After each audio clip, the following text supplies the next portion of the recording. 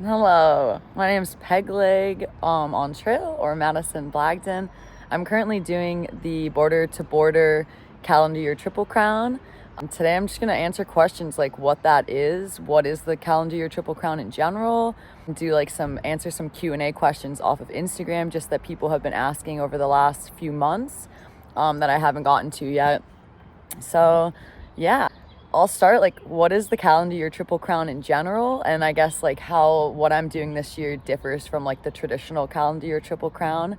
So the calendar year triple crown is where you hike the Appalachian Trail, Pacific Crest Trail, and Continental Divide Trail all in one calendar year. The first person to ever complete that was in 2001, Flying Brian Robinson, who's like a through hiking legend. And I'm pretty sure he did all three in a continuous path, which means completing one trail, moving on to the next, completing that trail, moving on to the next, and completing the next trail, which not everybody does. You can do whatever you want because of time and weather and things like that. A lot of people wind up flip-flopping. They'll do like sections of each of the trails and go back just to time things with weather, because weather is definitely one of the hardest things when you're doing a hike like this, hitting all of these trails in their ideal time of year and season. Usually when you're planning a through hike, you have a smaller time window, so it's easier to go out and hit the trail in the ideal time of year. But when you're hiking all year long, it's a little bit harder to sort that out. So you don't have to do continuous, but some people have, very few. I think it's just like you could count them on one hand. I don't have an exact number. There aren't a ton of sources online with like detailed information about who's completed the calendar year triple crown and things like that, but I do have some information on it. So the first man did it in 2001. The first woman, Heather Anderson, did it in 2018, and she holds the speed record. And then I believe in 2018, after she finished, another woman finished who was hiking with her partner, I think T-Rex, and I actually I hadn't done research and heard about that until today. So I believe 2 women have completed it. And it looks like in the last 25 years, about 20 men have completed it. And then somewhere maybe 600 or 700 people have completed the triple crown during separate years in their lifetime. So even that's a pretty small number of people to do the triple crown in general, no matter how many years it takes to finish all 3. So very few people have done it. And then in 2022, Professor Carl, a through hiker, decided to do something a little bit different. So he coined it the border to border calendar year triple crown, because the Pacific Crest Trail and the Continental Divide Trail go from one border of the country to the other, but the AT starts in Georgia, so you don't actually hike from border of the country to border. He started down in Key West, went all the way up on the AT, and then pieced together the other 2 trails, and he is the first and only person to attempt that. So that's what I'm attempting this year. And then Punisher, who I met down in the Keys, he just happened to also be attempting the same thing this year too. And it looks like about 8 hikers are attempting the calendar year triple crown in general this year. I know there's 2 guys planning to do the fastest known time, which the current record's held by Wahoo, who did it in 2023.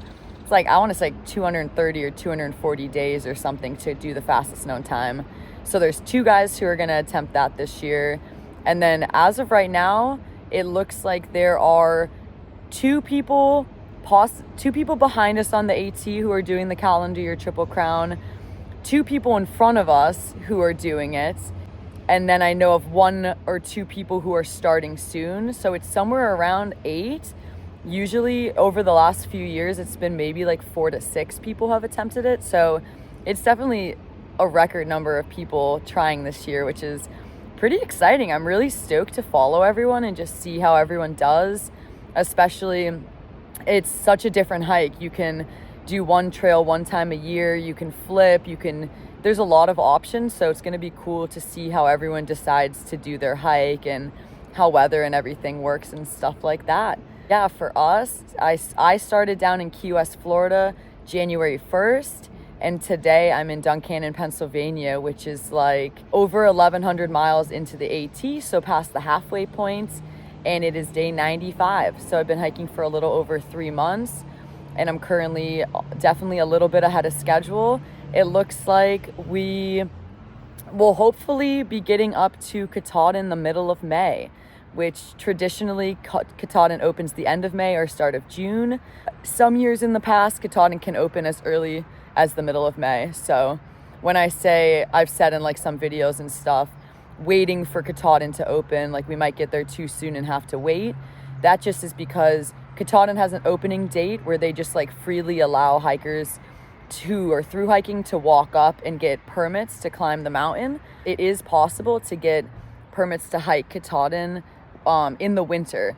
So there is a chance if we do get there too early that we could still climb Kataden. We might just need special permits, but I kind of have a feeling just with the weather this year, and I guess mud season has started up in Maine already, I have a feeling it's going to be an early year for Kataden, which would be amazing and just kind of allow us to get there when we get there. And after Kataden, when I was on the Eastern Continental Trail in 2023, when you finish Kataden, that route takes you up through Maine and then into Canada, the International Appalachian Trail. But there's a slightly shorter route to go from Kataden to the closest border crossing in Houghton. So I'm planning on doing from Kataden to Canada about 70 miles just to tag the border, which won't be the International Appalachian Trail route, but that's okay. That's not what I'm doing this year. Just want to tag Canada. And then once I've finished the entire East Coast, Key West to Canada, the hope is it'll be early enough to go out west to the PCT and try to go continuous northbound. It would be middle of May, which is super hot. I started May 18th actually in 2017 on the PCT, so I definitely know that weather is not ideal. It can be crazy hot, which requires some night hiking, changing your schedule around, being flexible. But it would be, my main goal for the year is just to finish the calendar year from border to border, but it would be very cool to do it continuously. So finish the East Coast, then finish the PCT, and then finish the CDT. It's definitely something that's in my mind, but it's not a necessary, to me, part of the year. I would be perfectly satisfied just finishing and doing the whole thing, but it would be very cool to do it one after the other, just because so few people have done that. It's a whole logistical and timing thing, so if it works, that would be awesome. And if it doesn't work, that's okay too.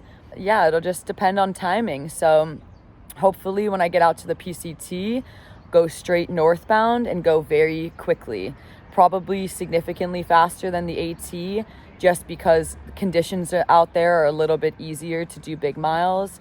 The trail is graded for stock animals and horses, so it'll definitely be easier to do big mile days on the PCT than it is to do them out here on the AT. So hopefully, all things permitting, get to the PCT middle of May, maybe middle end. If it winds up being later, then I would probably start further north, maybe Tehachapi area, and go north from there and head straight into the Sierra Mountains. But yeah, it just totally depends on how everything plays out here, and then hopefully finish that as quickly as possible to start the Continental Divide Trail around the first or second week of August, going southbound. That would also be a trail you'd have to do pretty fast. And once again, it'll depend on how everything rolls out. If I'm feeling amazing and the timing is working perfectly, then I would love to do as many miles on the CDT as possible. I know in years past, some people who do the calendar year, they do the maximum miles on the CDT, which would be your total for the year would be around 7,800 miles. Some people do 7,400 to 7,600. You could do as few as 68 to 7,100 miles and still complete a continuous calendar year Triple Crown. It just depends on the route you take. I did the CDT last year. I tried to do generally maximum miles on the trail. I didn't do 3,100 or 3,000. I wound up doing about 2,700, which means doing most of the red line and doing some alternates and stuff like that, but trying to avoid any big alternates and cuts. So we'll just have to see. I would love to not have to do the Big Sky this year, and I would really prefer not to do the Creed cutoff. I would love to go through the San Juans again because they were so beautiful, but just have to see how it all plays out and timing works and stuff like that. So it's too soon to say. But yeah, pretty excited, feeling really good. I think one of the things that I noticed within the first couple months is even first 40, 50 days, I lost a nice little chunk of weight pretty quickly. I think that's typical on a through hike, especially by the time we were maybe 50 or so days, we'd gone a great distance. So it would have been like completing half or 2/3 of a through hike. So understandably, I definitely felt like I'd gotten pretty skinny, lost a lot of body fat. But then once I started to notice that, I just did some proactive things to try to keep calories, fat on me and get calories in. Like drinking a whole half gallon of chocolate milk every time I'm in town, or just eating as much town food as possible, packing out like heavy fat food. Yeah, and just stopping and eating as much as I can. It's definitely not the easiest thing. I think food is the thing I struggle with the most on trail, getting enough calories in. You should probably be eating anywhere from 3,000 to 4,000 calories a day, maybe even more. But on trail, I definitely think that most days I don't achieve that or even come close to that. But I try to balance it out by when you do get to town, I eat 6,000 calories or even more than that if possible. So it's just a balance, just kind of doing my best. It's hard to do it all, but trying. And I have some really good questions off of Instagram. So I'm gonna just answer some of these questions and try to break some more things down for you guys. All right, so one of the first questions was about Kataden and someone asking like, do we have to alter our pace or anything to try to get there in time? And for that, we're pretty much just trying to do as many miles every day as we can. And the hope is that Kataden will be open when we get there. And if not, we'll just like make a last minute decision. But I don't want to adjust mileage negatively and like assume that Kataden's gonna open later than it is and then be bummed that it actually opens earlier and that we aren't there yet. So yeah, just doing as many miles as possible every day. I think the average right now to get to Kataden by the middle of May is about 26 miles a day. But generally when we're hiking all day, we do more than that. So we're buying ourselves days off and half days for when you have to take them for weather or if you want to go into a town and things like that. And then somebody asked, am I going to be taking any days off in between these trails? So besides traveling from one part of the country to the next, I'm not planning on taking any continuous or extended time off between the different legs of the hike. It'll just depend on traveling. If it takes a day to get somewhere and fly and you get in late, then I might have to take a day or a half day or something just to rest. But other than that, I'm not planning on taking any significant time off in between the trails. Then somebody asked, is it enjoyable to have a strict schedule and be on like such a timeline for a through hike? And I think I actually am really enjoying the structure of this hike. One of the only things that I found was lacking from through hikes I've done in the past is being consistent. I would do big miles and then take 0 days and do a short day or do this or do that, do whatever I wanted to do, which at the time was super fun and I really liked that. But one of the appeals to this year for me was being on a strict schedule for the first time ever and having to be consistent and keep myself in check for the entire year. So I'm actually enjoying that and seeing just what you can really do when you push yourself every single day. I think that's been exciting and it's cool to move a lot faster on the AT than I ever did before and just get to watch the progress of all of that. So I actually have really been enjoying that aspect of it and starting early, getting big miles in and things like that. And somebody asked like biggest fears and concerns for the year. I would just say injury is probably the only really thing that I'm scared would happen and interfere with the hike, but I'm just stretching and exercising and trying to listen to my body to avoid that happening. And then I guess fears for out west would be major fire closures, but I'm hoping that starting around the middle end of May on the PCT and then moving very quickly, usually the people who start and do faster through hikes to the PCT have a better chance of getting through before fires start. So we'll just hope for the best and see what happens. It's impossible to predict. But yeah, that's all you can hope for. And somebody asked the hardest mile so far or miles. And I think the hardest day on trail for the entire year for me so far was probably Big Cypress Swamp in Florida, which we last minute decided to do the 30+ mile section in one day. By the end, I was just exhausted and had been hiking through knee or higher water for hours, which really is hard on the body and is so tiring. So by the time we had another hour or two left, I remember just thinking that I didn't think I could go another step, but you're in water and there's no place to camp. So just kept going and it was totally fine. It was just a really hard day. Other than that, I think the hardest other day of the entire year was probably when we were going through the Smoky Mountains, and we started in the Smokies around maybe 11 or 11:30 in the afternoon, and we wound up doing like a 30-mile day, about 10,000 feet of elevation gain. We didn't finish till 9 o'clock, 9:30 at night, and I was just fried, so tired. It's a lot of elevation, but besides that, the day-to-day has been really nice. I think we're just feeling it out and doing the best that we can every single day. Then people are asking about gear, because I'm not doing a whole bunch of new gear this year, but I am doing some stuff that I've never used before. So I guess I'll start with shoes. This year I'm working with Topo, and I've used Topo shoes on the entire Triple Crown over the last few years. When I was down in the Keys, I was using the Spectre 2s, which is like a cushiony road shoe, and was absolutely perfect for all of the road walking down there. And then when we got to the Pinhoti Trail, I switched to the Terra Ventures, which is what I normally use. Vibram Sole, it's like really great for roots, navigating around roots and rocks, and if you kick a rock or something like that. I love those shoes. And I'm in Duncannon right now. I'm gonna switch the shoes out in maybe like the next 100 miles. So I've put about 750 or so miles on the pair I have on right now. They hold up really well. I find that you can usually get about 800 miles out of a pair, which is great because shoes are one of the biggest expenses for most people on trail. So the more miles you can get out of them, the better. And then other than that, for gear, I've really just been loving every single piece of gear I got from Montbell. They sent a package with just everything I need for the year. And I think my favorite items are the wind gear set. So I have a wind jacket and a pair of wind pants, and they are so incredibly light. They take up very little space in my bag, and I've been wearing them, oh my gosh, almost every morning and evening.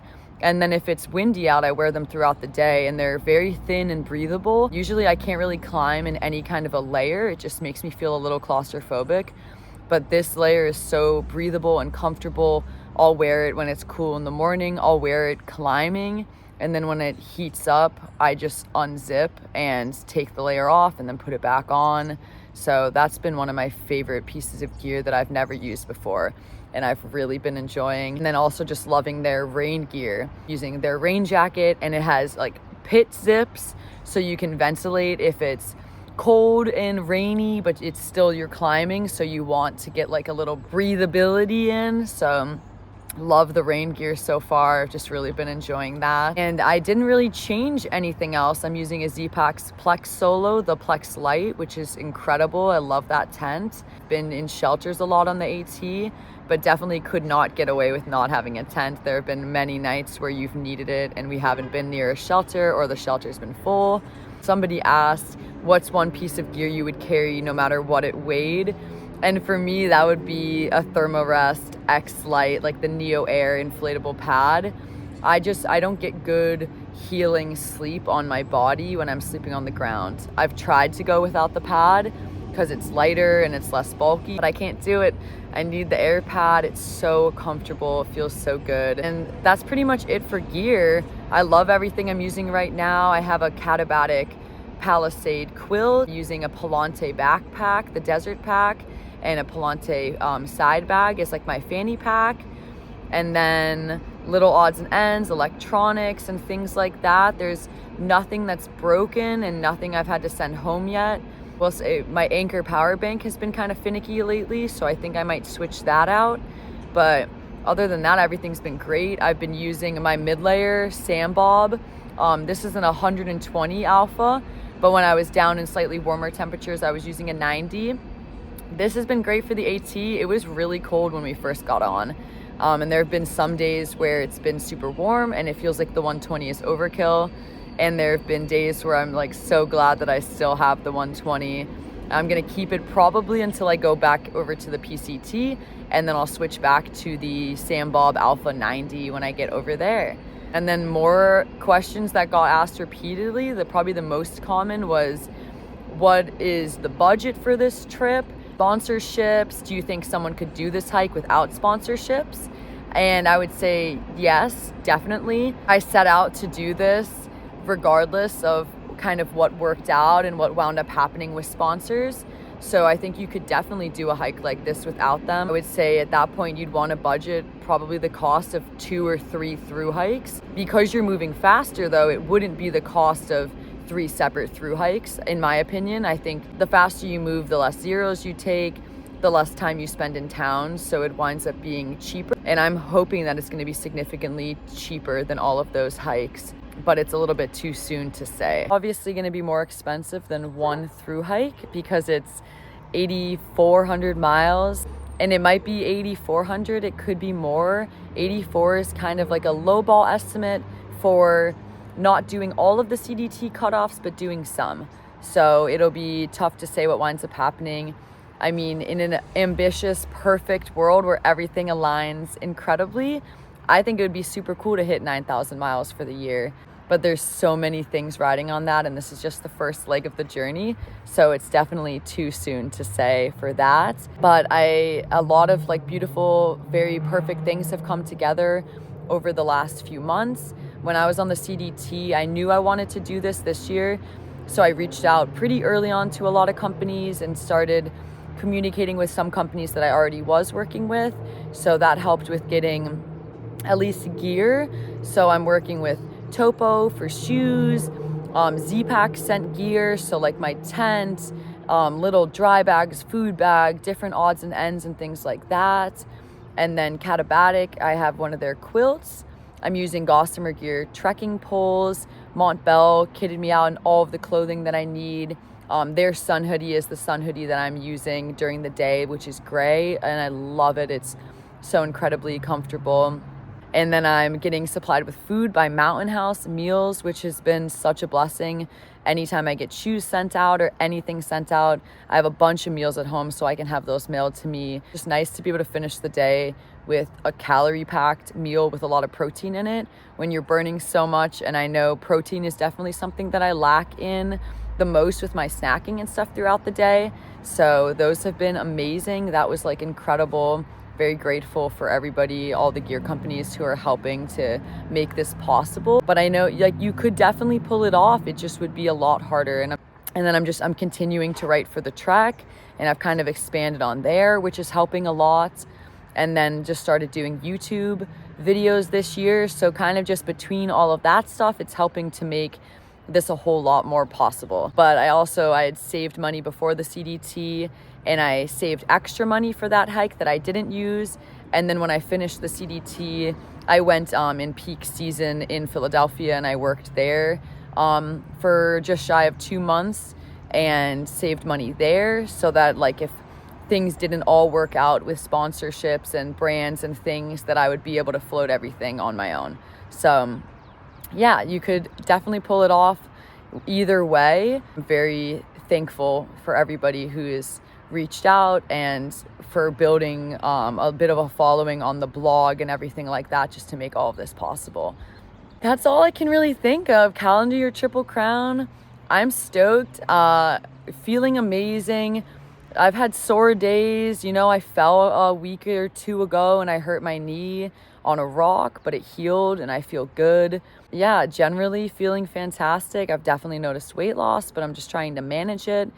But I feel no brain fog. I feel very energized. I have a lot of energy at the end of the day, even when we get to camp, which is amazing because it's allowing me to keep doing videos and writing and stuff like that. We start early every day, and I'm a little maybe groggy the first 10 or so minutes of the day before I do coffee, but then I feel really good for the rest of the day. And yeah, I think the miles aren't catching up yet. I still feel really good.